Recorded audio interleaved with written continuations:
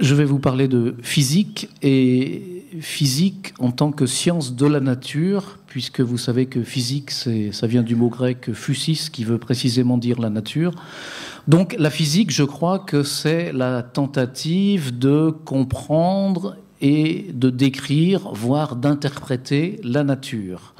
Alors bien sûr, on peut s'intéresser à la nature sur un autre mode que la physique, mais puisque je suis physicien, je vous parlerai de ce mode particulier qu'ont les physiciens pour décrire la nature, et j'essaierai d'en donner quelques caractéristiques, et j'essaierai surtout de voir dans quelle mesure une vision physique, et une vision physique, ça veut dire une théorie physique, par exemple, et ce que je vous montrerai, c'est qu'il y a eu, et il y a encore, et il y aura sans doute plusieurs théories physiques, et chacune de ces théories physiques correspond à une vision du monde différente.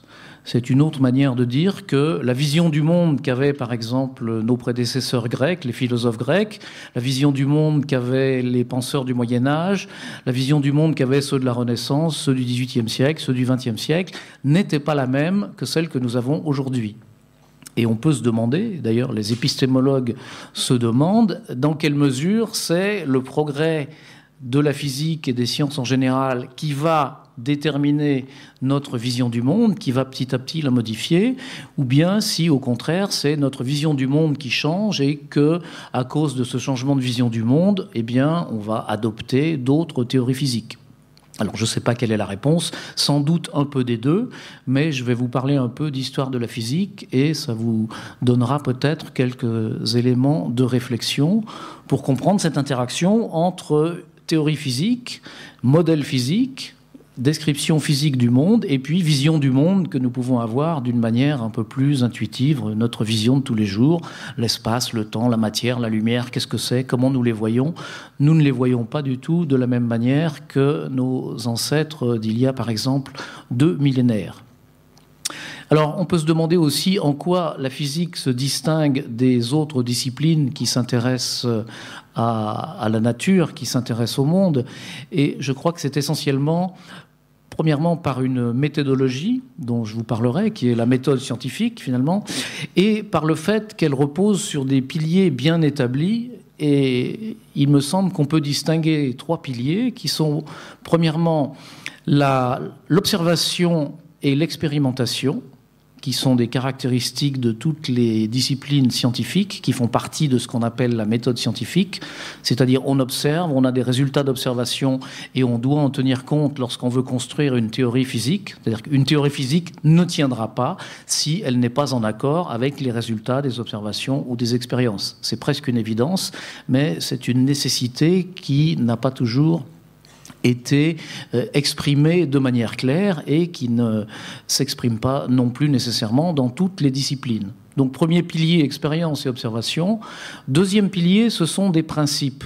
Parce qu'on a beau avoir des tas de résultats, eh bien, si on n'a pas des idées directrices, et j'irai plus loin en disant que ce sont des principes philosophiques ou des principes métaphysiques, on n'arrive pas à les coordonner, on n'arrive pas à les synthétiser, on n'arrive pas à en faire un corpus homogène et cohérent qu'on puisse appeler une théorie physique. Donc, je pense qu'il y a une grande importance sur les principes, et je vous citerai quelques exemples de ces principes qui sont à la base de théories physiques qu'il y a eu ou qu'il y aura, et des principes qui, quelquefois, sont adoptés d'une manière nouvelle et, quelquefois, sont abandonnés au profit d'autres principes.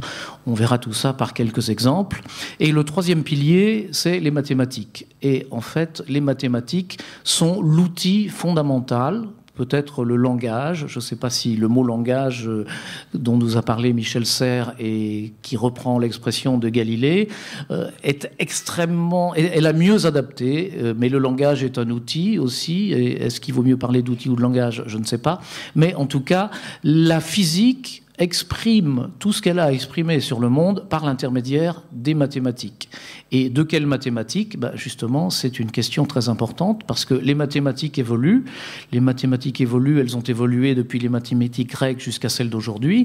Et les théories physiques d'aujourd'hui se fondent sur des mathématiques que, bien sûr, les Grecs ne connaissaient pas. Donc, les Grecs, avec l'arsenal mathématiques dont il disposait n'aurait pas pu mettre sur pied les théories physiques que nous avons aujourd'hui. Mais pourtant, quand on essaye de décortiquer ces théories physiques en oubliant un peu les mathématiques, c'est-à-dire en s'intéressant à la vision du monde que propose telle ou telle théorie, bon, je pense par exemple à la relativité ou à la physique quantique, lorsqu'on essaye d'oublier les mathématiques et de les exprimer avec le langage ordinaire, c'est évidemment extrêmement difficile, et ceux qui ont écouté Michel Serres hier comprendront pourquoi.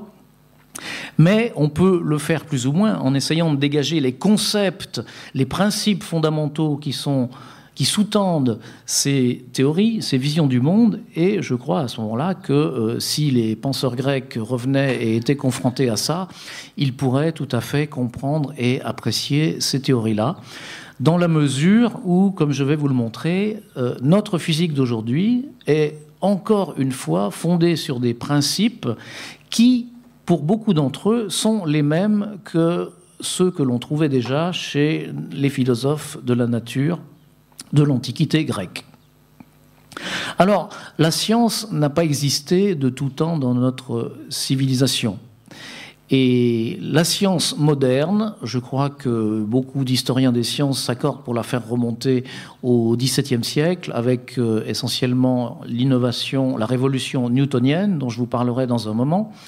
Mais il n'y a aucun doute qu'on peut faire remonter au moins la démarche scientifique et peut-être une science qui n'est pas la science moderne, au moins jusqu'à l'Antiquité grecque. Et on trouve un moment, avant la période socratique, disons vers le 5-6e siècle, où il y a une charnière et où on voit un changement de mentalité vis-à-vis du monde.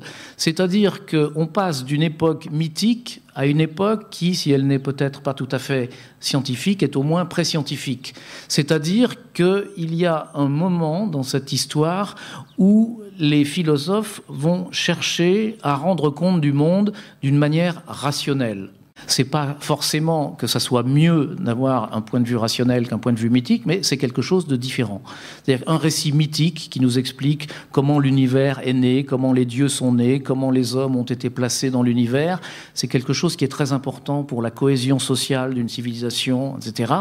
Mais ça n'a pas d'exigence de rationalité. Et quand on lit la plupart des grands récits mythiques, on voit que souvent la rationalité est mise à mal. Ça n'a pas non plus d'intention explicative, mais c'est quelque chose qu'on raconte et qui se raconte de père en fils et qui fait partie de l'identité d'une civilisation.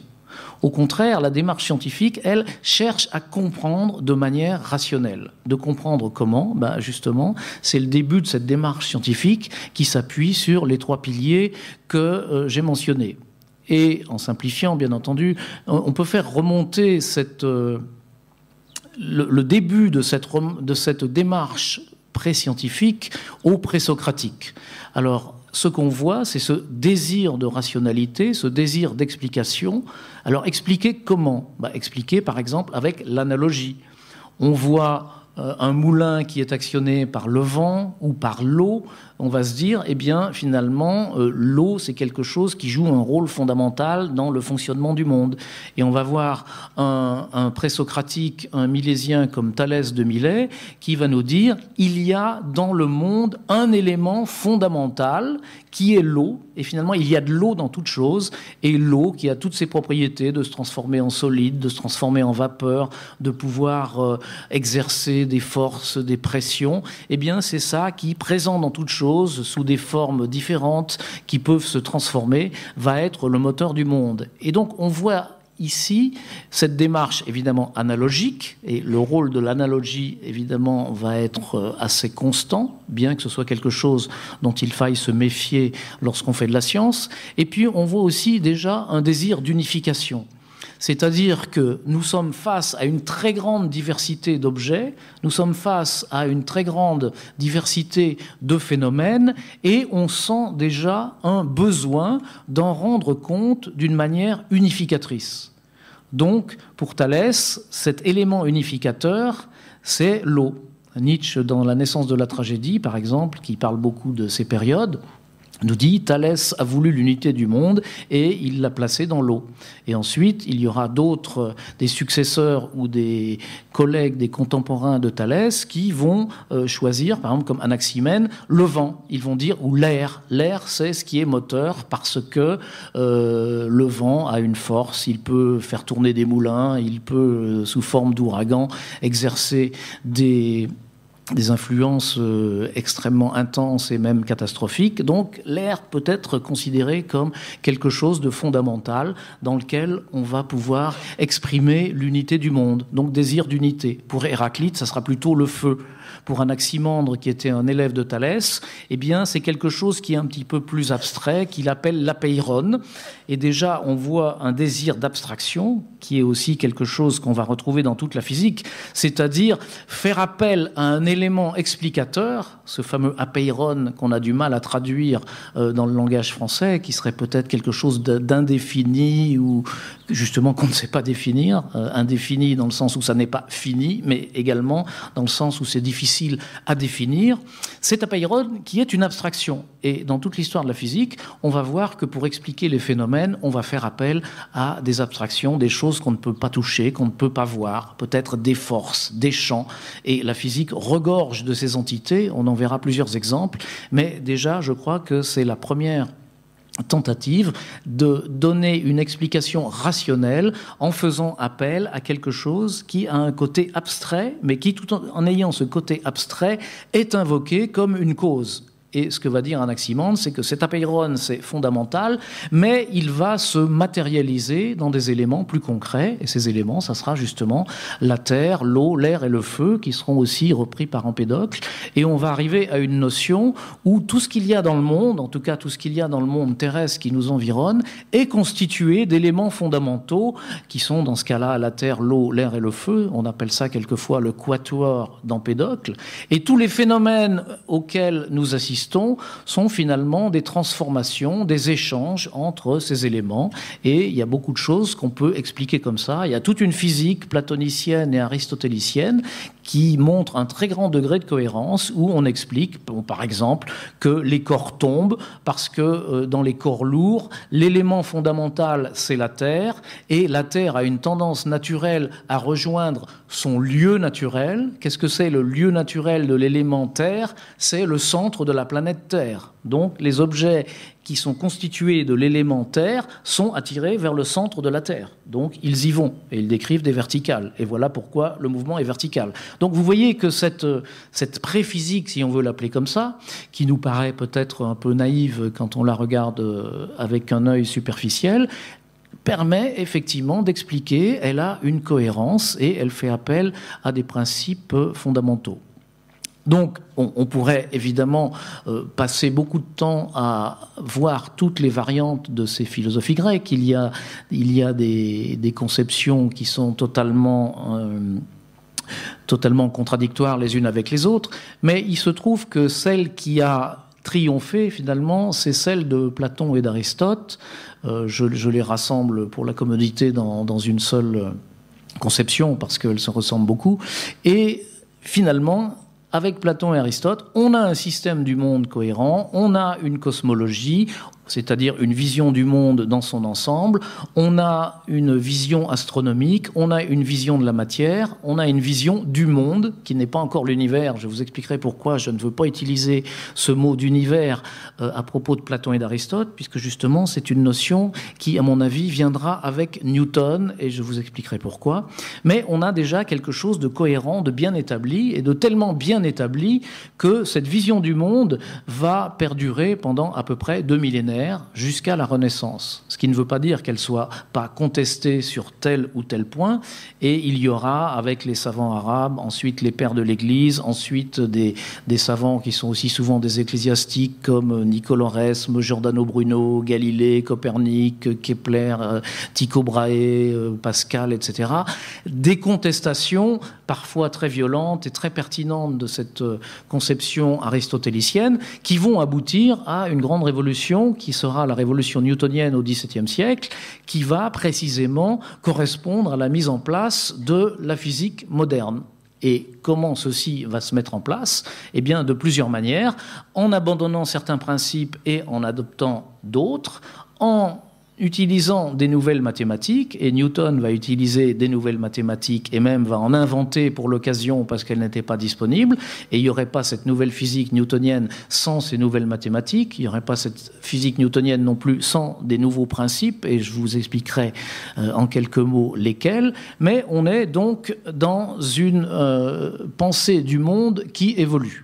Cela dit, pendant 2 millénaires, il va se passer beaucoup de choses parce que la civilisation grecque puis la civilisation romaine vont fleurir et disparaître. Ensuite, il y aura le Moyen-Âge, il y aura le retour de la connaissance des auteurs grecs et des mathématiques arabes par l'intermédiaire des savants arabes qui vont arriver dans un monde qui, entre-temps, a été christianisé.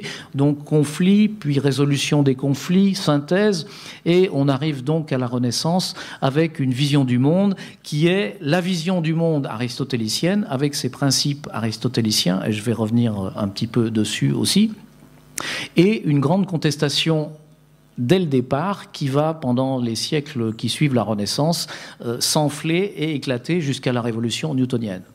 Alors, je voulais évidemment parler aussi des mathématiques, et peut-être, évidemment, on peut faire remonter ça très loin, puisqu'il y a des mathématiques égyptiennes, des mathématiques babyloniennes, mais en ce qui nous concerne, je pense qu'il y a quelqu'un qui est important à citer, c'est Pythagore et son école. Pythagore qui, finalement, va résumer une pensée qui sera fondatrice pour la physique en disant « tout est nombre ». Tout est nombre, ou tout est rapport, si vous préférez. Et, par exemple, la musique. Et Pythagore, on le sait très bien, a compris et expliqué que les rapports musicaux correspondait au rapport des longueurs des cordes qu'on pinçait sur les instruments. C'est la notion de spectre, et j'insiste pas trop parce que je crois que Alain Cohn nous en parlera tout à l'heure, mais c'est l'irruption d'une idée très forte qui est que finalement, dans la nature, les phénomènes de la nature, si on veut les comprendre, eh bien, il faut utiliser des outils qui vont être des outils mathématiques. À ce moment-là, les nombres, la géométrie, parce que les mathématiques à l'époque grecque, c'est essentiellement les nombres et la géométrie, et c'est quelque chose qui va se développer. Et il y a tout un épisode très intéressant de la naissance de la géométrie. Et à ce propos, vous pouvez lire les ouvrages de Michel Serres dans la collection de Minuit qui racontent cette progression extrêmement intéressante de la connaissance de la géométrie dans ces civilisations. Mais ce qui est intéressant, c'est que cette géométrie va être utilisée pour exprimer les conceptions du monde. Alors, les conceptions du monde, qu'est-ce que c'est? C'est de quoi est fait le monde. Alors ça, je vous en ai déjà parlé, ce sont ces fameux éléments. Mais justement, Platon va associer ces éléments à des figures géométriques. Et pas à n'importe quelle figure géométrique, aux figures géométriques qu'on appelle les solides platoniciens, qu'aujourd'hui on appellerait les polyèdres réguliers. Vous savez ce que c'est qu'un polyèdre? C'est simplement un corps qui est constitué par un assemblage de faces. Et il se trouve que dans la nature, il existe, dans la géométrie, on sait qu'il existe 5 polyèdres réguliers seulement. Réguliers, ça veut dire que toutes leurs faces sont égales. Le cube, l'octaèdre, le dodécaèdre et l'icosaèdre. Et Platon prend les plus simples et il va dire les 4 polyèdres les plus simples sont associés aux 4 éléments. Donc vous voyez, c'est déjà une manière de géométriser la physique. Et c'est une manière qui n'est pas du tout non plus gratuite, parce que derrière, il y a un principe d'harmonie et de symétrie. Et on voit naître cette notion de symétrie qui était déjà là, bien sûr, chez les pythagoriciens, mais qui est encore amplifiée par Platon, qui sera reprise par tous les auteurs qu'on rencontre dans l'histoire de la physique et qui joue un très grand rôle aujourd'hui. Parce que quand vous regardez aujourd'hui comment sont classées les particules, elles sont classées en termes de symétrie. Alors, qu'est-ce que c'est que la symétrie? Je reviendrai bien sûr sur cette notion. Eh bien, la symétrie, c'est finalement quelque chose, c'est repérer quelque chose qui reste invariant lors d'une transformation. La notion de symétrie habituelle, c'est la symétrie droite-gauche. Si vous remplacez la droite par la gauche, la figure géométrique reste identique. On dit qu'elle est symétrique. C'est la symétrie la plus simple. Mais si vous prenez un carré, vous le faites tourner d'un quart de tour, vous avez le même carré. Donc, c'est une symétrie. Et finalement, cette notion de symétrie et d'harmonie était absolument prépondérante chez les Grecs. Et on peut dire qu'elle fait partie de ces principes fondamentaux dont je vous disais tout à l'heure qu'ils constituaient un des 3 piliers de la physique. Donc, Parmi ces principes, notion de symétrie et d'harmonie. Et chez les Grecs, quel était l'outil pour exprimer les symétries? Eh bien, précisément, c'était la géométrie. Comment on exprimait les symétries? Eh bien, par les figures géométriques. Qu'est-ce que c'est que les figures géométriques? Ce sont les triangles, par exemple les triangles équilatéraux, qui restent identiques à eux-mêmes quand on fait un tiers de tour, les carrés quand on fait un quart de tour, les cercles encore plus symétriques, parce que vous pouvez faire tourner un cercle de l'angle que vous voulez, il reste encore plus symétrique. Donc le cercle, c'est la figure encore plus symétrique, c'est la figure parfaite. Et Platon disait, eh bien, aux éléments qui sont sur la Terre, dans ce qu'il appelait le monde sublunaire, parce que c'est ce qui va jusqu'à l'orbite de la Lune, en gros, eh bien, nous sommes dans une symétrie finalement pas tout à fait bien réalisée, un peu imparfaite. On sait bien que le monde n'est pas parfait. Et donc, on a des figures qui ont des symétries limitées, précisément, ces solides platoniciens. Mais quand on va dans le ciel, là, tout est parfait. C'est l'harmonie absolue. Et d'ailleurs, Platon introduit ce mot de cosmos pour décrire le monde. Cosmos, c'était le terme grec qui veut dire l'harmonie, la beauté, que vous retrouvez dans le terme cosmétique aujourd'hui. Donc, pour Platon, le monde, c'est un cosmos, essentiellement le monde céleste, et dans la partie la plus parfaite du monde, qui est le ciel, eh bien, il ne peut y avoir que des figures parfaites, parfaitement symétriques. Et les figures parfaitement symétriques, ce sont les cercles, ce sont les sphères. Donc, même si sur la Terre, comme je vous ai dit tout à l'heure, les mouvements étaient essentiellement verticaux, parce que si c'est lourd, ça tombe selon la verticale. Si c'est léger, la fumée, ça monte aussi selon la verticale. En revanche, dans le ciel, les mouvements naturels sont toujours des combinaisons impliquant des cercles et des sphères. Et évidemment, on va chercher, par exemple, à décrire le mouvement des planètes avec des mouvements de cercles et de sphères. Alors, le mouvement des planètes, malheureusement, c'est compliqué. Et on voit qu'une planète, elle ne tourne pas, à l'époque on pensait que ça tournait autour de la Terre, elle ne tourne pas autour de la Terre en décrivant un cercle. Donc on va inventer des systèmes un peu plus compliqués où on a une planète qui tourne sur un cercle, mais le centre du cercle tourne lui-même et on a des combinaisons comme ça de mouvements circulaires qu'on appelle des épicycles pour obéir à cette espèce de principe de symétrie et d'harmonie absolue dans le cosmos, dans le ciel.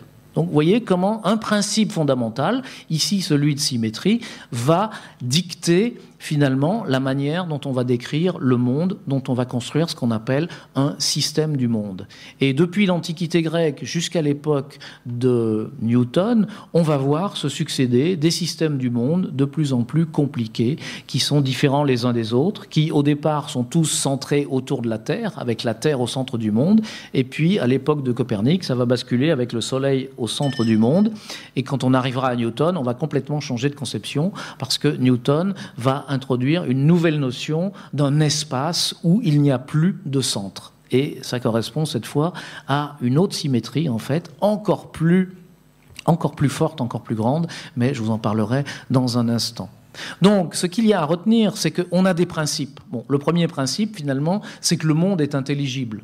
Bon, après tout, pourquoi le monde est intelligible? C'est pas, on pourrait vivre dans un monde qui soit complètement inintelligible, où on aurait été capable de trouver aucune loi qui soit vérifiée. On ne pourrait pas faire de physique. Bon. Et il se trouve que nous avons trouvé des lois physiques qui fonctionnent. Aujourd'hui, on sait fabriquer des transistors, des voitures, des fusées, etc. Ça prouve bien qu'il y a une certaine efficacité dans cette manière que nous avons de voir le monde, qui est la physique. Pourquoi c'est comme ça ? Personne ne le sait, à ma connaissance, mais c'est comme ça, et en utilisant les mathématiques. Et pourquoi en utilisant les mathématiques? Eh bien, on ne le sait pas non plus. Et le physicien Eugène Wigner, qui a beaucoup travaillé sur finalement la physique mathématique et sur les notions mathématiques fondamentales, a posé cette question de la déraisonnable efficacité des mathématiques en physique.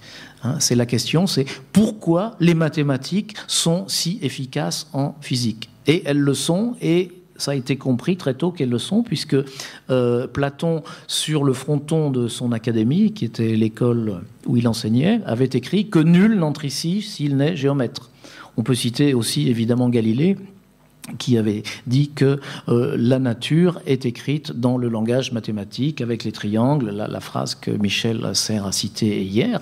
Donc, il va très loin, puisque, si l'on suit Michel, c'est vraiment la nature qui est écrite dans ce langage. Donc ça veut dire, ça pose la question de savoir comment il faut comprendre le mot langage, mais il y a quelque chose d'absolument fondamental. Et tout ce qui a été fait en physique depuis les Grecs jusqu'à aujourd'hui, c'est des mathématiques. Toutes les théories physiques sont des théories qui sont exprimées mathématiquement. Et donc le jeu finalement, c'est de trouver des bons principes, d'arriver à les transcrire pour construire une théorie physique. Ça veut dire quoi, les transcrire? Ça veut dire trouver les bonnes mathématiques qui vont permettre d'établir une correspondance. Autrement dit, ça veut dire qu'on va chercher à établir une correspondance entre le monde physique, le monde des objets et des phénomènes, et le monde mathématique, ou au moins une partie du monde mathématique. L'arithmétique, ou la géométrie, ou la topologie, ou l'algèbre, ou une combinaison de tout ça. Et puis, vous verrez que plus les choses vont, plus ces disciplines montrent qu'elles ont des relations, des interactions entre elles. Et je vais essayer de vous montrer que quand la physique progresse, en même temps, il y a évidemment une progression des mathématiques, puisqu'aujourd'hui, on connaît beaucoup de choses en mathématiques que nos prédécesseurs ne connaissaient pas.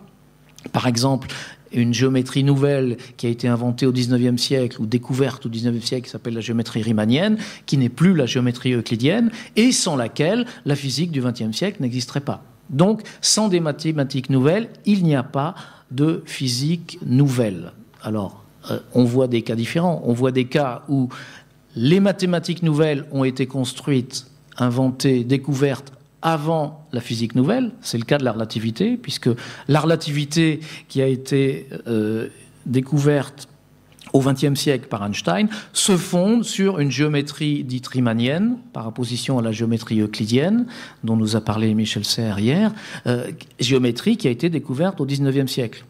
Autre exemple un peu différent, c'est celui de la physique quantique qui a été découverte à la même époque, c'est-à-dire dans la première moitié du XXe siècle, et qui utilise aussi des nouvelles mathématiques, mais des mathématiques qui finalement n'existaient pas encore vraiment, en tout cas sous cette forme formalisée, qui sont ce qu'on appellerait aujourd'hui l'algèbre non commutative, algèbre d'opérateurs, d'objets qui ont été introduits depuis. Donc finalement, dans le cas de la physique quantique, c'est plutôt des mathématiques qui ont été inventées en même temps que la théorie physique en question, et puis qui ensuite ont été formalisées. Newton, lui aussi, va utiliser en partie la géométrie euclidienne, puisque c'est la seule qu'il a à sa disposition à l'époque, mais il va aussi introduire des éléments nouveaux dans les mathématiques. Et Newton, en concurrence avec Leibniz et sous une forme différente, a inventé ce qu'on appelle le calcul différentiel, et qui est finalement ce qui est à la base de presque toute la physique d'aujourd'hui. Parce que je ne sais pas à quel point vous connaissez la physique, mais il y a une chose que vous savez sûrement, c'est que quand on fait de la physique, on manipule des équations. Et pour manipuler des équations, il faut se placer dans le cadre où ces équations ont un sens, et ce cadre, c'est la géométrie différentielle. Donc, tant qu'on n'avait pas la géométrie différentielle qu'a inventé Newton et Leibniz concurremment, on ne pouvait pas faire de physique. Et c'est pour ça que, véritablement, c'est un des points grâce auquel on peut considérer que Newton est un des fondateurs de la physique moderne. Bon, alors il est temps justement que je sois un peu plus concret, et pour concrétiser ce que j'ai dit, je voudrais examiner 3 moments importants dans l'histoire de la physique, qui sont précisément la révolution newtonienne et 2 autres révolutions très importantes, qui sont la révolution relativiste et la révolution quantique, qui correspondent, comme je vais vous le montrer si possible, à 3 visions du monde, justement, des visions du monde qui sont très différentes. Autrement dit, quand on est physicien, on n'a pas une vision du monde, mais on a une vision du monde qui correspond à une théorie donnée, c'est-à-dire la physique newtonienne implique une vision du monde. La physique relativiste implique une vision du monde incompatible avec la vision newtonienne. Et la physique quantique implique une vision du monde incompatible avec la vision newtonienne, par exemple, aussi. Donc, laquelle est la bonne? Elles ne peuvent pas être vraies toutes les 3. La relativité restreinte, qui est la première étape dans la construction de la relativité restreinte Einstein 1905, a été construite, justement, a été introduite pour une raison très concrète, qui est qu'il y avait une incompatibilité entre 2 théories physiques. Lesquelles? La théorie de la cinématique newtonienne, c'est-à-dire une branche de la physique newtonienne qui s'intéresse à la cinématique, c'est-à-dire au mouvement des objets, des mouvements des objets qui sont libres, c'est-à-dire soumis à eux-mêmes, et puis la cinématique de la lumière, c'est-à-dire comment se propage la lumière. Et on s'est aperçu que la cinématique de la matière et la cinématique de la lumière, quand on essayait vraiment de les comprendre, de les interpréter, elles impliquaient deux visions du monde différentes et contradictoires. Or, le monde, il est unique. Nous vivons dans un monde unique. Nous ne le connaissons pas à fond, mais nous savons une chose, nous croyons savoir une chose en tout cas, c'est qu'on ne peut pas le décrire de deux manières contradictoires. Donc, si on a deux conceptions contradictoires, soit l'une est vraie et l'autre est fausse, soit aucune des deux n'est vraie et il faut en trouver une autre. Et c'est exactement ce qui s'est passé pour la transition de la physique newtonienne vers la relativité restreinte.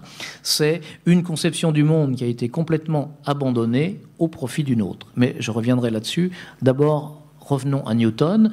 Newton qui écrit un ouvrage qui s'appelle Les Principia, principes de la philosophie naturelle, en 1680, je crois que c'est 4 ou 7, je ne sais plus la date exacte, et qu'on peut considérer vraiment comme le fondement, je répète, de la physique moderne. Alors, Newton, comme il a déclaré lui-même, si j'ai pu voir aussi loin, c'est parce que je suis un nain juché sur les épaules de géants. C'est une phrase qu'il a repris, qui était déjà prononcée plusieurs siècles plus tôt. Je crois que c'est Ambroise de Milan, le premier qui l'a prononcé, mais il l'a appliqué à son cas. Et les géants dont il parle, eh bien, ce sont d'abord Aristote, parce qu'il n'y aurait pas eu la physique d'Aristote, il n'y aurait pas eu ces siècles de réflexion sur la nature, mais aussi tous ceux qui l'ont commenté et contesté, c'est-à-dire tous les savants arabes qui l'ont réintroduite en Occident, tous les Copernic, Tycho Brahe, Kepler, Galilée, etc. Donc, il reconnaît tout à fait sa dette, comme d'ailleurs beaucoup plus tard, Einstein reconnaîtra sa dette envers Newton en le saluant amicalement et en reconnaissant tout ce qu'il lui doit, bien entendu. La physique, c'est une construction qui se fait étape par étape, et chaque étape repose sur l'étape précédente. Quand Einstein construit la relativité générale, il n'a pas du tout dans l'esprit que Newton, c'était faux, et Newton, je vais le corriger. C'est simplement, Newton a été très loin, je vais encore plus loin en m'appuyant sur lui. C'est ça l'idée que nous avons en physique. Donc, la révolution newtonienne, beaucoup de choses très nouvelles, mais je veux essayer de les analyser dans le terme de ces grands principes qui sont le fondement de nos visions du monde. Premier principe, principe unificateur.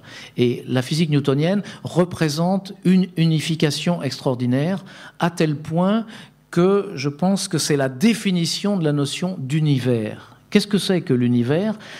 Parler d'univers, c'est dire que le monde est une structure unique et unifiée et universelle. Universel, ça veut dire quoi? Ça veut dire, par exemple, qu'il y a des lois universelles qui s'y appliquent. Et précisément, là où Newton est le plus connu, c'est pour avoir énoncé la loi de la gravitation universelle. Alors, gravitation, c'est très important, mais c'est le mot universel qui est extrêmement important, parce que ça veut dire que ça s'applique partout, à la fois sur Terre et au ciel. Rappelez-vous Platon, Aristote, qui disait « les mouvements terrestres, c'est la verticale, les mouvements célestes, c'est le cercle ». Et Newton va énoncer une loi de la dynamique universelle, une loi de la gravitation universelle, et il va montrer que la pomme qui tombe de l'arbre, selon la verticale, ou la lune qui tourne autour de la Terre en décrivant approximativement un cercle, ou plutôt une ellipse, eh bien, ce sont des applications directes de la même loi. C'est la même loi qui fait que la pomme tombe de l'arbre selon la verticale et qui fait que la lune tombe que la Lune tourne autour de la Terre. La Lune, finalement, tombe comme tombe la pomme. Et plus tard, on s'apercevra, toutes les planètes qui orbitent autour du Soleil obéissent à la même loi. Tous les satellites des planètes, toutes les étoiles dans les galaxies, toutes les galaxies dans l'univers, etc. Donc une loi de portée universelle et qui sera vérifiée de manière spectaculaire. Premièrement, lorsqu'on pourra prédire, grâce à cette loi, le retour de la comète de Halley et l'observer à la date prédite. Et puis lorsqu'on pourra découvrir effectivement, par l'observation, des planètes dont l'existence et la position avaient été prévues uniquement par le calcul en appliquant ces lois de Newton. Donc une notion d'universalité qui est absolument fondamentale et qui s'introduit à ce moment-là, qui a bien sûr été préparée par Galilée, mais qui va en contradiction totale avec ce monde d'Aristote, selon lequel le monde était divisé en deux. Une partie sublunaire, ce qui se passe en gros sur la Terre, et une partie supralunaire, ce qui se passe dans le ciel. Non, avec Newton, la physique est la même sur Terre et dans le ciel. Et Galilée l'avait déjà dit, non seulement pour les mouvements, pour la dynamique, pour la cinématique, mais aussi pour la composition des objets. Et ça, c'était très fort de la part de Galilée, parce que nous n'avons pu le vérifier qu'au XIXe siècle, avec l'invention de la spectroscopie. Spectroscopie qui permet, en analysant la lumière qu'émet une étoile, ou aujourd'hui une galaxie, de connaître sa composition chimique. Et on a pu, à partir du XIXe siècle, connaître la composition chimique des étoiles et des galaxies, enfin pas encore des galaxies, parce qu'elles n'étaient pas encore découvertes, mais des étoiles, et s'apercevoir que, comme l'avait prédit Galilée, la composition chimique, les atomes qu'il y avait à l'intérieur des étoiles, et même les molécules, on le sait aujourd'hui, sont les mêmes que nous avons sur Terre. La conception, la composition de l'univers en termes d'éléments fondamentaux est exactement la même sur Terre, dans les étoiles, aujourd'hui on le sait, dans les galaxies, dans les quasars, dans le gaz entre les galaxies, etc., partout dans l'univers. Donc une idée d'universalité très importante. Deuxième idée, l'irruption de la géométrie.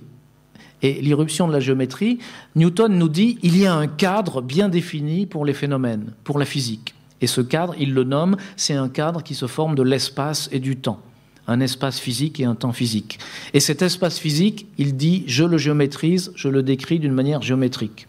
Et là, Newton n'avait pas le choix, parce que la seule géométrie connue, c'était la géométrie d'Euclide. Donc Newton nous dit, il y a un espace physique, c'était pas du tout évident, parce que dans la physique d'Aristote, il n'y avait pas de notion d'espace bien définie. Newton nous dit, il y a un espace physique, et je vais le décrire par l'espace géométrique d'Euclide.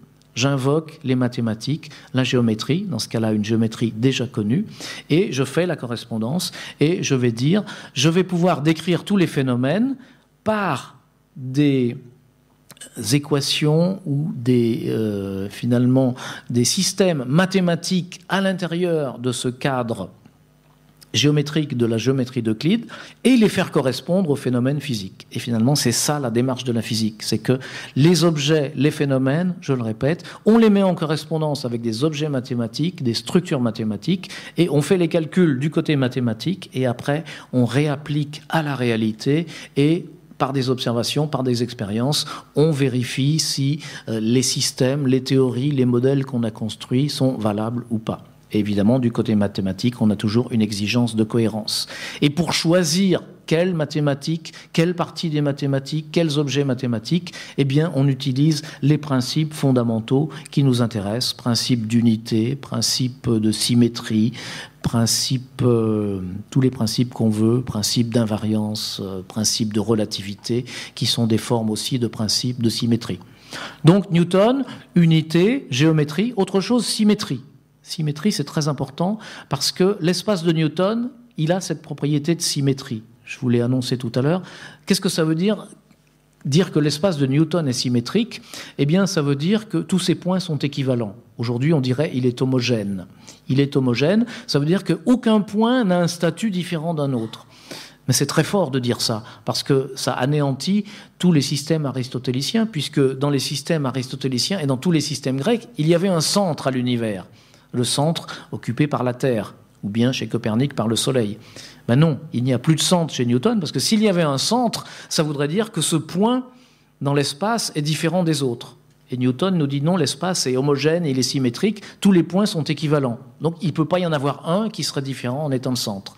Donc dire que l'espace est homogène, c'est très fort. Ça veut dire qu'il n'y a pas de centre. Et ça veut dire aussi qu'il n'y a pas de frontière. S'il y avait une frontière, les points de la frontière seraient différents des autres. Or, cette histoire de la frontière du monde, c'est quelque chose qui a tourmenté les philosophes de la nature et de l'univers depuis toujours. Parce qu'Aristote, il est considéré comme fini. Il est hiérarchique, centré sur la Terre. Ensuite, il y a les planètes. Et puis, selon Aristote et Platon, il y a une dernière sphère qui supporte toutes les étoiles, sur laquelle les étoiles sont fixées, et que pour cette raison, on appelle la sphère des fixes. Et cette sphère constitue en même temps la frontière du monde. Donc c'est un monde qui a une frontière. Mais évidemment, ça pose un paradoxe qui, dès l'époque d'Aristote, avait été soulevé. Imaginez qu'un guerrier aille jusqu'au bord, jusque devant la frontière du monde, il prend sa lance et il la fait passer à travers la frontière. Où va la lance? Elle doit être quelque part. Mais si elle est quelque part, elle est encore dans le monde. Donc, on a mal placé la frontière du monde, il faut la reculer. Mais on la recule et ça continue. Donc, il y avait un paradoxe à la frontière du monde. C'était difficile de concevoir une frontière du monde. Mais d'un autre côté, les Grecs avaient une horreur de l'infini, spécialement Aristote, et ils ne pouvaient pas concevoir que le monde soit infini. Donc, il y avait un dilemme insoluble. Soit on disait que le monde est infini, mais c'était quelque chose d'horrible à concevoir, soit on disait qu'il était fini, mais à l'époque, fini, ça voulait dire avoir une frontière.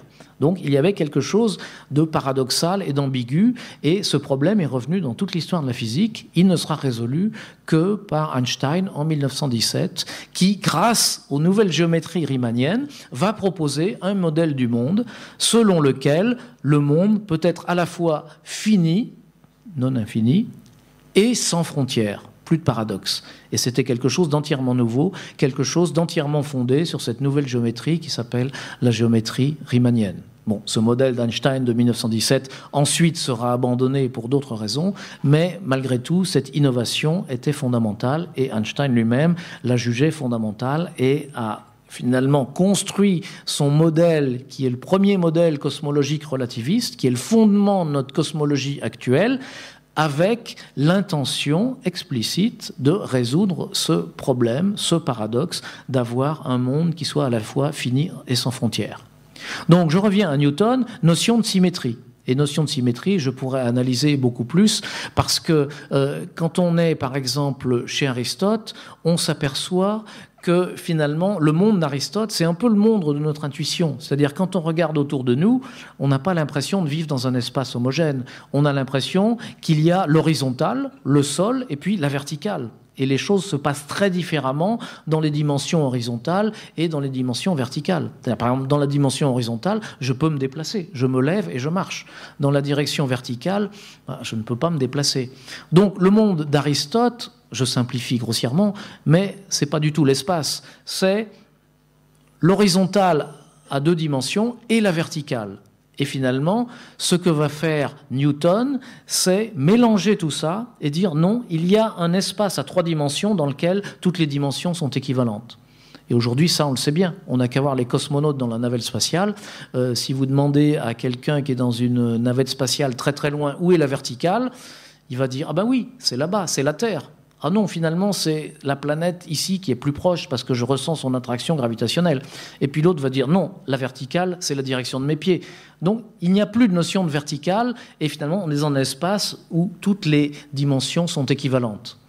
Donc, une symétrie beaucoup plus forte, une symétrisation du cadre de la physique. On passe de horizontal plus vertical à espace homogène. Pourquoi j'insiste sur ce point? Parce que cette transition horizontale plus verticale à l'espace où il n'y a plus de verticale, l'espace isotrope, où toutes les directions sont équivalentes, c'est très exactement la même chose qui va se passer avec la relativité. Vous remplacez horizontal par espace, vous remplacez vertical par le temps, et vous remplissez espace par espace-temps. Avant Einstein, on nous dit il y a de l'espace et il y a du temps. Einstein va nous dire non, il n'y a plus d'espace et plus de temps, mais il y a quelque chose de global qui s'appelle l'espace-temps, dans lequel il est impossible de sélectionner une direction qui serait le temps. Et c'est dans ce sens que la relativité, le point numéro 1 de la relativité, c'est la disparition du temps, le remplacement d'un certain cadre, espace plus temps, par un nouveau cadre qui est espace-temps, avec un gain énorme en symétrie. De la même manière que Newton, c'est horizontal plus vertical, remplacé par un espace isotrope avec un gain énorme en symétrie. Bon, je ne veux pas plus insister sur cette révolution newtonienne, mais c'est une conception du monde entièrement nouvelle, et on sait très bien qu'elle nous a fait passer à une vision du monde entièrement nouvelle. Parce que, en gros, la vision du monde que nous avons aujourd'hui, nous nous retrouvons dans l'espace, nous nous retrouvons dans le temps, nous nous donnons rendez-vous, nous arrivons à être là à peu près tous ensemble. Donc, c'est que nous vivons dans la conception newtonienne. Mais on s'est aperçu que la nature n'obéissait pas à cette conception newtonienne. Et ce qui est un peu paradoxal, c'est que, comme je vous l'ai dit, il y a deux nouvelles révolutions dont je vais vous parler maintenant, qui ont eu lieu au XXe siècle, la révolution relativiste et la révolution quantique, qui chacune nous propose des visions du monde différentes. Et ces visions du monde, plusieurs paradoxes. D'abord, elles sont différentes l'une de l'autre. Et elles sont inconciliables. Ce qui fait qu'aujourd'hui, la physique ne nous donne pas une vision du monde. Elle nous en donne deux, et on sait que les deux ne peuvent pas être vrais. Et probablement, aucune des deux n'est vraie, et il va falloir en trouver une plus fondamentale qui serait la bonne. Et c'est un peu le travail des physiciens théoriciens d'aujourd'hui. Et puis, le deuxième point, c'est que ces visions du monde nouvelles que implique soit la relativité, soit la physique quantique, ne sont pas du tout passées dans les mœurs. C'est-à-dire, alors, il faut dire que dans la vie courante, évidemment, on n'en a pas besoin. Si je vous dis le temps ne s'écoule pas, il n'y a pas un temps qui s'écoule à l'échelle de cette enceinte, vous allez ouvrir des grands yeux. Bon, c'est vrai, mais pour s'en apercevoir, il faudrait faire des mesures avec des horloges atomiques. C'est-à-dire, aujourd'hui, les horloges atomiques les plus perfectionnées permettent effectivement de constater qu'à l'échelle de quelques mètres, il est impossible de supposer que le temps s'écoule, le même temps s'écoule à l'échelle de quelques mètres. Mais pour s'en apercevoir, il faut une très grande précision. Dans la vie de tous les jours, ça n'a aucune importance et on peut très bien rester à la conception newtonienne avec l'existence du temps et de l'espace. Mais dès qu'on fait des mesures un petit peu subtiles, ça ne tient plus. Bon, tout ça pour dire que la conception du monde newtonienne, on sait que ce n'est pas la bonne pour décrire la nature. Et pourtant, on l'utilise toujours. La physique quantique, c'est pareil. La physique quantique nous dit quoi? La physique quantique nous dit on ne peut pas parler de la matière, celle qui nous constitue, les atomes, les molécules, les particules dont nous sommes constitués. On ne peut pas parler de la matière en termes de particules, de corpuscules localisés. C'est-à-dire, on ne peut pas dire que tel ou tel atome qui fait partie de notre constitution se trouve à un endroit déterminé. C'est pas la question que l'on connaisse ou pas l'endroit où il est, c'est que la physique quantique nous dit il n'y a pas d'endroit où on peut localiser cet atome. Il n'est ni là, il est à la fois un peu là. Bon, ça veut dire finalement qu'il faut abandonner cette notion de corpuscule localisé. Mais bien entendu, dans la vie de tous les jours, on continue à parler d'objets comme s'ils étaient localisés. Cette bouteille, elle est là, elle n'est pas à côté, alors que du point de vue quantique, sa position n'est pas vraiment définie. Donc, que ce soit la conception du monde qu'implique la relativité ou celle qu'implique la physique quantique, de toute façon, elles ne sont pas rentrées dans notre vie de tous les jours. Elles existent, et même les physiciens, souvent, ne les ont pas bien assimilées. Par exemple, il y a un exemple assez malheureux qui est l'annonce qu'il y a eu il y a quelque temps des neutrinos qui dépassaient la vitesse de la lumière. Et il y a eu un article signé par une cinquantaine de physiciens. Mais c'était assez affligeant parce que, si vous voulez, cet article était rédigé dans un langage qui est le langage newtonien, alors qu'on s'intéresse à des phénomènes qui sont complètement dans le domaine de la relativité. Et par exemple, dans cet article, on nous dit on a mesuré la vitesse des neutrinos en faisant le rapport d'une distance par une durée. Et si vous voulez, vous mesurez une distance, c'est quelque chose qui n'est pas défini en relativité, une durée non plus, et le rapport des deux, encore moins, donne une vitesse. Alors ensuite, quand on disait aux gens, ils disaient oui, mais on l'a écrit comme ça, mais on a fait les calculs correctement. Bon, peut-être, mais ça veut dire, si vous voulez, que vraiment, il y a toute une branche de la communauté des physiciens qui n'a même pas encore assimilé le message relativiste. Quant au message quantique, je crois qu'il n'y a aucun physicien qui maintenant ne l'ait pas admis, comment dire, dans la pratique, mais on ne sait pas l'interpréter. Et il y a des interprétations très différentes, et il y en a qui vont même jusqu'à dire qu'il existe plusieurs univers, c'est-à-dire si la particule est à la fois là et ici, il existe en fait plusieurs univers. Dans l'un, elle est ici, dans l'autre, elle est là, et tout va bien. Bon, pour dire que ça ne va pas, de toute façon, ça ne va pas avec la relativité parce que les physiciens n'ont pas encore pris acte. Ça ne va pas avec la physique quantique parce que on n'arrive pas à l'interpréter. Et ça ne va pas de toute façon parce que les deux conceptions du monde qui nous sont présentées sont irréconciliables l'une avec l'autre. Ce que je voudrais dire aussi, c'est que évidemment, ces deux théories de la relativité d'une part et la physique quantique d'autre part font appel à des principes fondamentaux elles aussi. Je vous ai indiqué déjà un peu rapidement comment la construction de la relativité, c'est-à-dire l'abandon du temps au profit de l'espace-temps, c'est un gain de symétrie. C'est-à-dire on passe d'une symétrie, en gros, qui est la symétrie de l'espace, à celle de l'espace-temps qui est beaucoup plus vaste. Un peu comme Newton passait de la symétrie du plan horizontal, où finalement la seule liberté qu'on a, c'est de faire des rotations, à la symétrie de l'espace, où on peut faire des rotations dans toutes les directions. La symétrie de l'espace-temps est beaucoup plus grande, donc la relativité restreinte, avec l'abandon du temps, c'est un gain énorme en symétrie. Donc on est toujours dans cette optique d'appliquer ce principe de symétrie.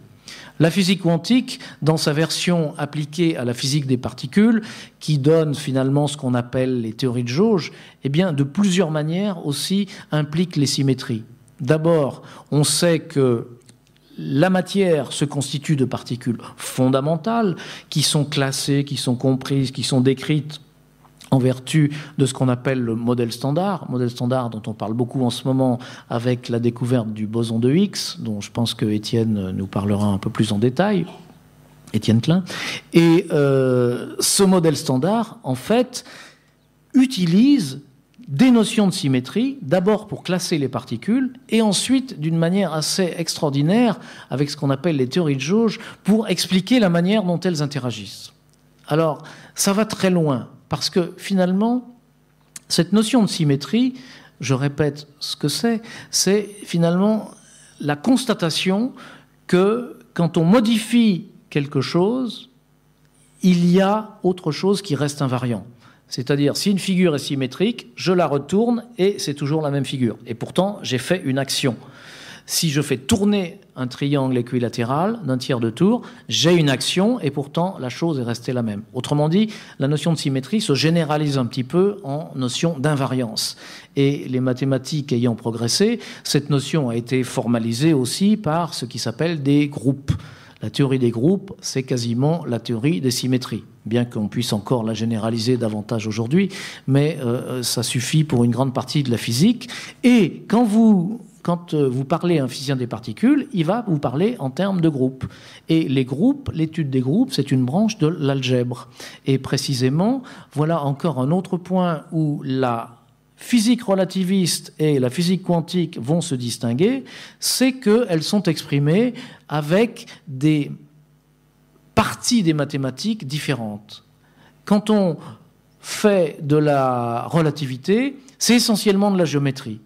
La géométrie différentielle, d'abord un petit peu dans le prolongement de Newton, et puis de la géométrie riemannienne, qui est précisément ces nouvelles géométries qui ne sont pas euclidiennes, qui se distinguent de la géométrie que vous avez apprise à l'école, notamment parce qu'une géométrie peut être munie d'une courbure, par exemple, et la notion de courbure est très importante, parce que dans la relativité générale, Einstein va nous dire ce qui mathématiquement représente cette interaction physique qu'est la gravitation, c'est précisément la courbure de ces objets géométriques qu'on appelle des variétés riemanniennes. Donc, quelque chose qui est de nature physique, la gravitation, est représenté très exactement par quelque chose de mathématique qui est la courbure d'une variété riemannienne. Donc, le langage dans lequel on exprime la relativité, en tout cas, c'est cette géométrie différentielle, géométrie riemannienne.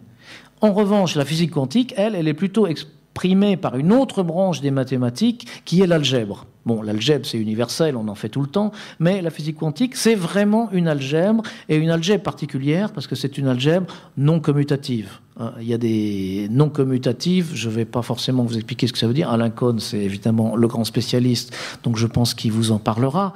Mais ça veut simplement dire que dans les notions d'algèbre, dans les algèbres, il y a une notion de produit. On fait le produit de A par B, et dire que c'est non commutatif, ça veut dire que le produit de A par B, c'est pas la même chose que le produit de B par A. Ça paraît tout bête, mais en fait, presque toute la physique quantique revient à dire qu'on remplace des algèbres commutatives par des algèbres non commutatives.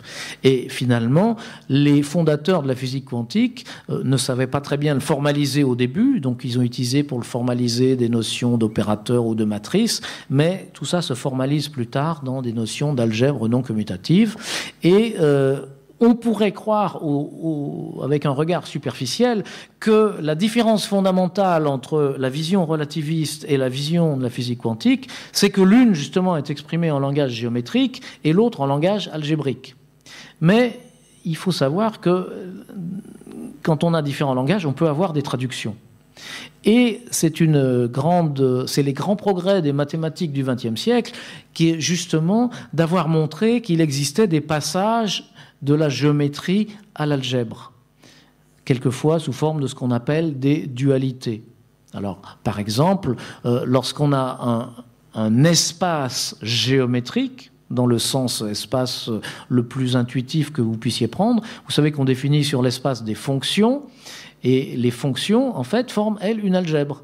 Et qu'il y a une équivalence de description entre la géométrie de l'espace et entre l'algèbre des fonctions sur cet espace. Bon, sous certaines conditions. Et ça, c'est quelque chose de très fort. Ça veut dire qu'on peut rapprocher les notions géométriques des notions d'espace. On peut traduire une théorie physique exprimée géométriquement dans un langage algébrique. Et il y a eu des tas de développements au début du XXe siècle avec ce qu'on appelle les fibrés et les connexions qui ont fourni une sorte de langage universel dans lequel on peut exprimer à la fois la relativité et la physique quantique. Alors c'est très intéressant parce que d'abord c'est un langage qui est très puissant et puis ensuite si on exprime ces deux modèles et ces deux visions du monde dans le même langage ou dans des langages qui sont relativement semblables, eh ben ça permet de mieux voir là où elles se ressemblent et là où elles diffèrent vraiment. C'est-à-dire que si vraiment on a des visions du monde différentes impliquées par la relativité et par la physique quantique, eh bien, autant essayer de les exprimer dans le même langage parce que ces différences vont apparaître de manière encore plus flagrante. Et si on arrive à voir exactement où elles sont, eh bien, peut-être qu'on aura moins de mal à les corriger, peut-être qu'on aura moins de mal à trouver quelque chose qui va aller au-delà. Alors, c'est une démarche qui est faite actuellement, puisque cette schizophrénie de la physique, le fait qu'on ait deux visions du monde différentes, c'est quand même quelque chose de très gênant.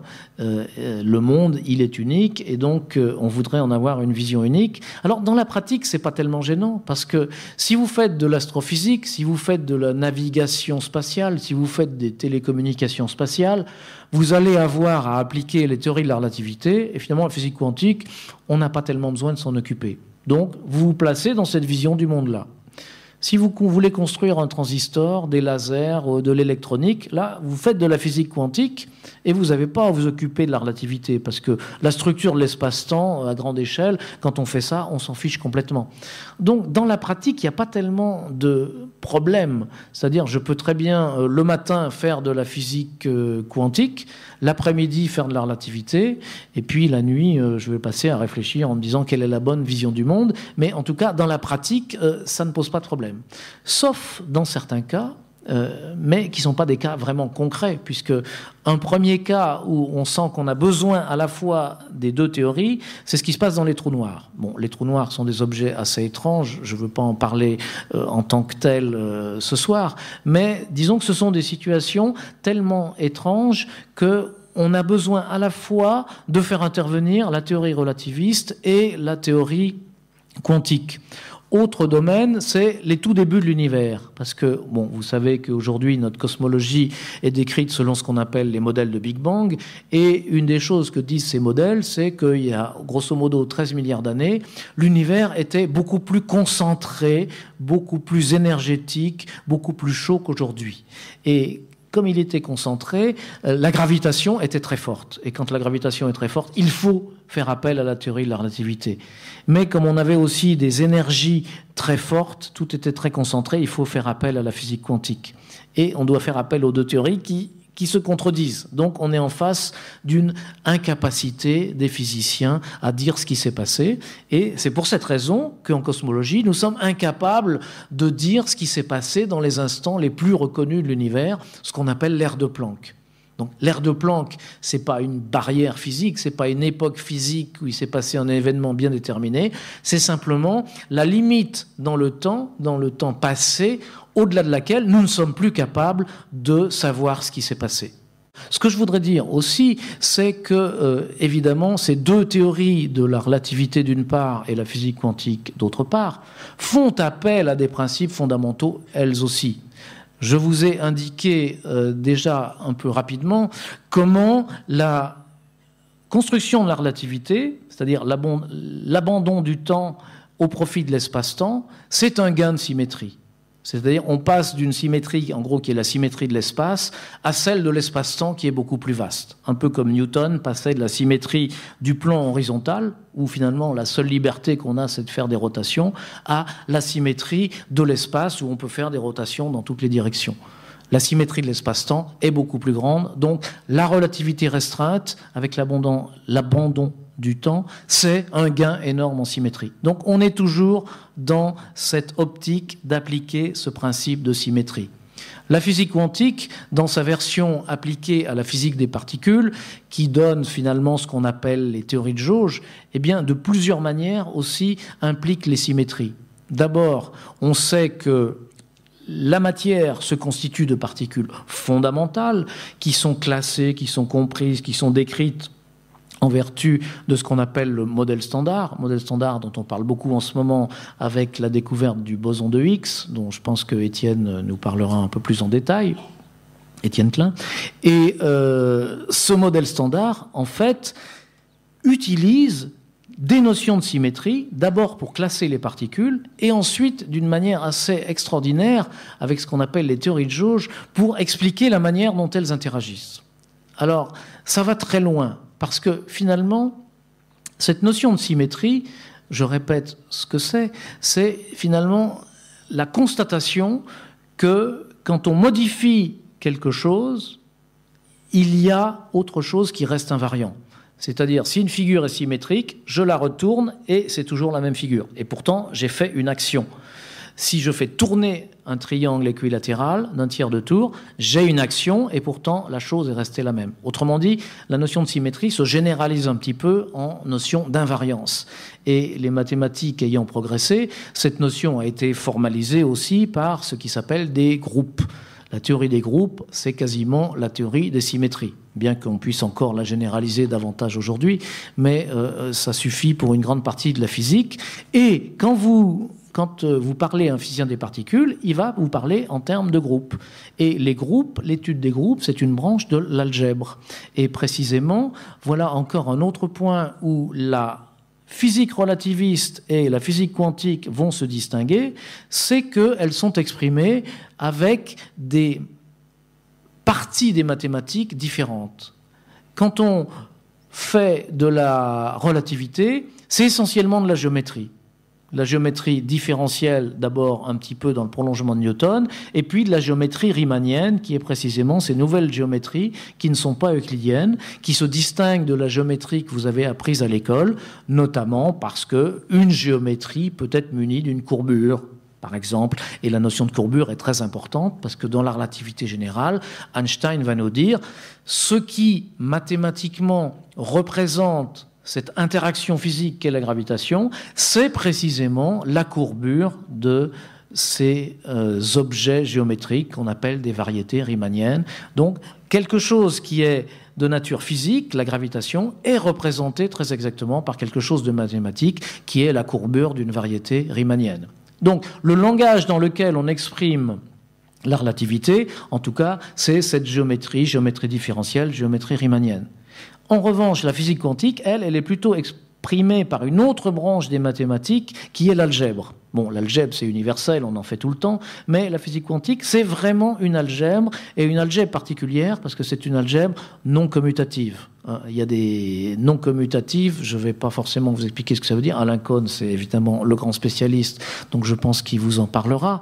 Mais ça veut simplement dire que dans les notions d'algèbre, dans les algèbres, il y a une notion de produit. On fait le produit de A par B, et dire que c'est non commutatif, ça veut dire que le produit de A par B, c'est pas la même chose que le produit de B par A. Ça paraît tout bête, mais en fait, presque toute la physique quantique revient à dire qu'on remplace des algèbres commutatives par des algèbres non commutatives. Et finalement, les fondateurs de la physique quantique ne savaient pas très bien le formaliser au début, donc ils ont utilisé pour le formaliser des notions d'opérateurs ou de matrices, mais tout ça se formalise plus tard dans des notions d'algèbres non commutatives.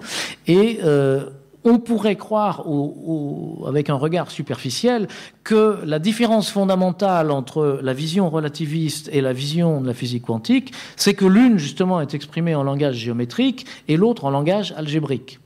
Mais il faut savoir que quand on a différents langages, on peut avoir des traductions. Et c'est les grands progrès des mathématiques du XXe siècle qui est justement d'avoir montré qu'il existait des passages de la géométrie à l'algèbre, quelquefois sous forme de ce qu'on appelle des dualités.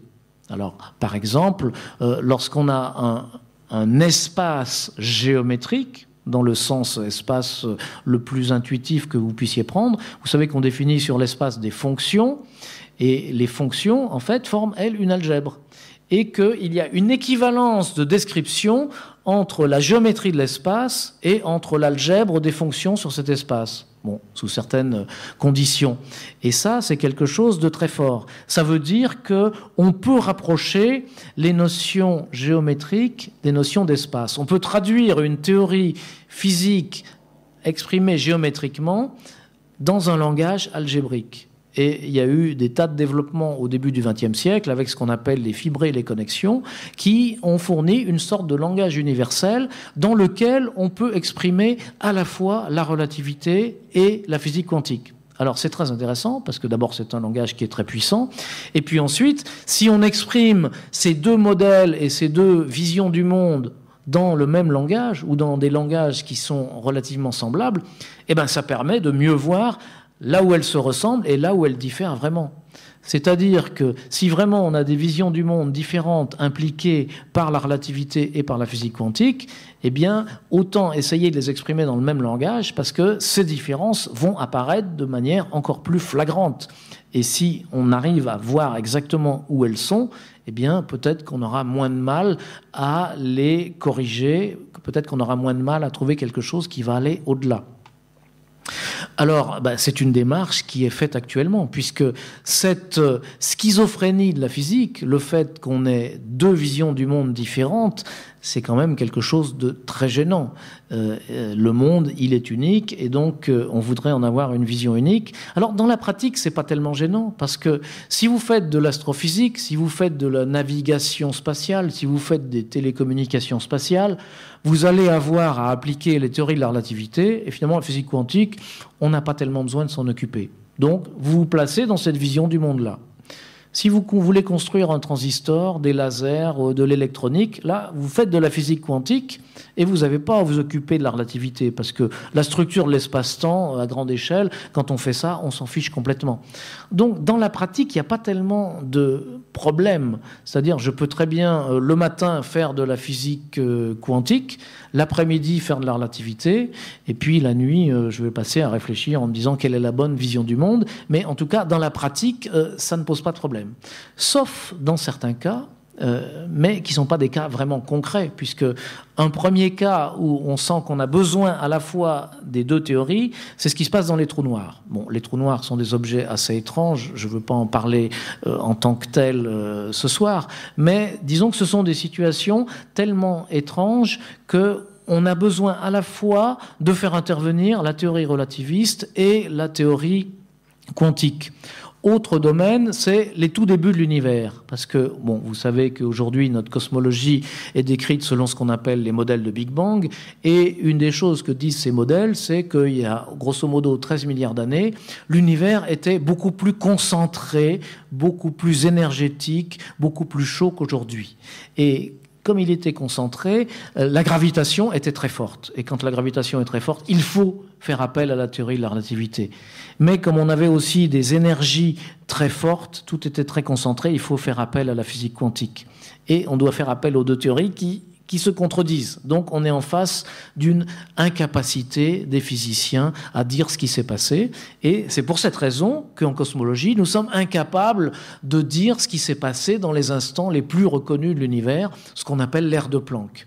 Donc l'ère de Planck, c'est pas une barrière physique, c'est pas une époque physique où il s'est passé un événement bien déterminé, c'est simplement la limite dans le temps passé, au-delà de laquelle nous ne sommes plus capables de savoir ce qui s'est passé. En particulier, Dirac avait raison de dire il vaut mieux que ça soit beau, même si ça paraît faux, que exact et sans intérêt finalement. Bon, donc tout ça pour dire qu'il y a un principe de simplicité, d'esthétique, je ne sais pas trop comment le qualifier exactement, qui guide la physique, en même temps que ce principe d'unité, que ce principe de symétrie, et ces principes se modifient dans leurs applications.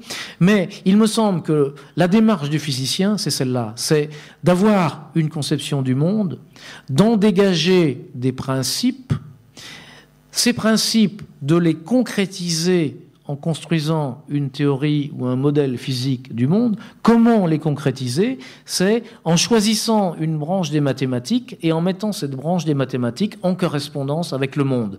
Par exemple, Newton nous dit dans le monde réel, il existe un espace physique, je le mets en correspondance avec l'espace d'Euclide. Einstein va nous dire, il existe un espace-temps, je le mets en correspondance avec une variété pseudo-riemannienne de dimension 4, etc. Donc de choisir une correspondance, de se placer à ce moment-là dans le cadre mathématique, dans lequel on peut poser les équations, les résoudre, faire tout ce qu'on veut, retranscrire et en déduire des prédiction. Par exemple, il doit exister une particule qu'on doit être capable de détecter à 125 GeV d'énergie, etc. Et puis, on vérifie, et si on trouve ce qu'on a prévu, on est très content, on se dit, bon, bah, notre théorie, il y a des chances qu'elle soit bonne, elle est peut-être un petit peu meilleure que celle d'avant. Et puis, si on trouve pas ce qu'on a prévu, on dit, bon, bah, notre idée n'était pas bonne, on va en chercher une autre, et on continue. Et donc voilà, on continue. Merci.